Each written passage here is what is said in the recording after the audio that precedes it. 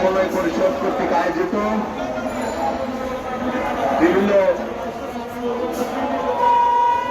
চতুর্থ শ্রেণীর সরকারি কর্মচারী ভাই ও বোনেরা, আসসালামু আলাইকুম।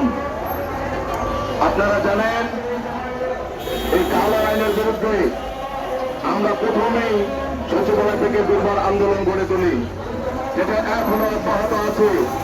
কিন্তু দুঃখের সহিত আপনাদেরকে জানাচ্ছি যে আমরা এই পর্যন্ত 11 জন উপদেষ্টা এবং 10 জন সচিব সাহেবের সাথে আমরা কথা বলেছি। ওনারা আমাদের দুঃখের কথা শুনছেন, কিন্তু ওনারা ব্যথিত হচ্ছে, কিন্তু এই কালো আইন থেকে ওনারা এক পা সরে আসছেন না।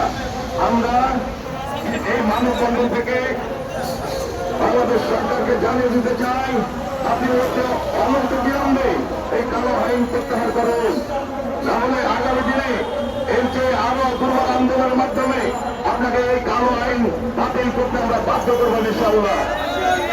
সাথীয় বন্ধুগণ, এই কালো আইনের বিরুদ্ধে আমরা যখন সচিবালয়ে বিভিন্ন মন্ত্রণালয় থেকে আমরা মিছিল সহকারে প্রতিবাদ জানিয়ে আসছি, এই মুহূর্তে সেই মুহূর্তে সরকার কর্তৃক কিছু লাল ইঙ্গিতের কুত্তা, এই কুত্তারা আমাদের মাঝে মঙ্গলবারে ঝাঁপিয়ে পড়ে, যারা আওয়ামী সন্ত্রাসী এবং আওয়ামী সরকারের দোষর।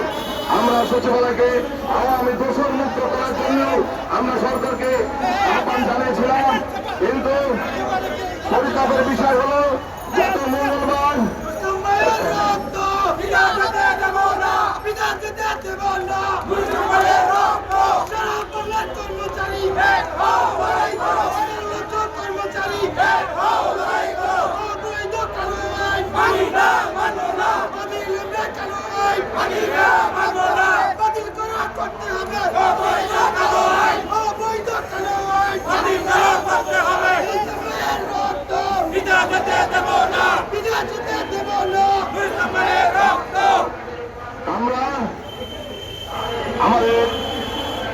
আমরা 5-7 জন লোক সেখানে অবস্থান করি।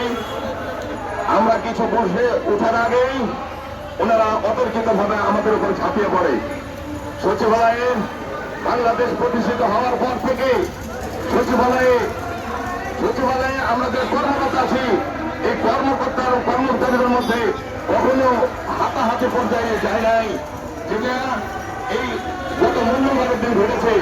আমরা কথা কাটাকাটি থাকতে পারে, মনেও অমিল হতে পারে, কিন্তু কখনো লাঠির আঘাত, লোহার রড এইসব ব্যবহার করতে আমার কর্মজীবনে আমি 30 বছরে দেখি নাই।